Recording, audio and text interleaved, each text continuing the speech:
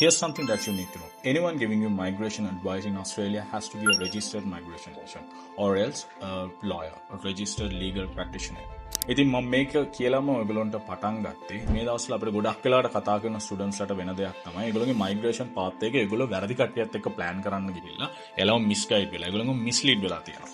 ඉතින් ඔයාටත් ඒ වගේ වෙලා තියෙන කෙනෙක් නම් එහෙම නැත්නම් ඔයත් මයිග්‍රේෂන් ඇඩ්වයිස් එකක් ගන්න ඉස්සරහට බලාපොරොත්තු වෙන කෙනෙක් නම් අනිවාර්යයෙන්ම කරන්න ඕනේ දේ තමයි ඔයාගේ ඒජන්ට් MARN නම්බර් එකක් තියෙනවද කියන එක බලන්න ඕනේ. එහෙම නැත්නම් එයාට ලීගල් ප්‍රැක්ටිෂනර් නම්බර් එකක් තියෙනවද කියලා අනිවාර්යයෙන්ම චෙක් කරනවා. මේක චෙක් කරන්න පුළුවන් ඔමාරා වෙබ්සයිට් එකෙන්. ඒ ඔමාරා වෙබ්සයිට් එකේ ඒගොල්ලෝගේ නම්බර් එක ගහපුවම එයාලගේ නමත් එක්ක මේක එනවා. ඉතින් මේකෙන් ඔයාලට ඩිසයිඩ් කරන්න පුළුවන් ඔයගොල්ලෝගේ අනාගතය ගැන කතා කරන්න. එහෙම නැත්නම් ඔයගොල්ලෝ කන්සල්ට් කරන පුද්ගලයා මොන වගේ පුද්ගලයෙක්ද කියලා. ඉතින් අමාරුවේ වැටෙන්න එපා. මේක මම පොඩි ටිප් එකක් විදියට දෙන්නේ. ඔයාලා තාම ඔයගොල්ලෝගේ PR pathways plan කරලා නැත්නම් අදම අපිට කතා කරන්න අපේ in-house registered migration agents ලා ඉන්නවා. මට පුළුවන් වාට ඒගොල්ලොත් එක්ක consultation එකක් අදම දාලා දෙන්න. අපි Pathway Education and Visa Services Melbourne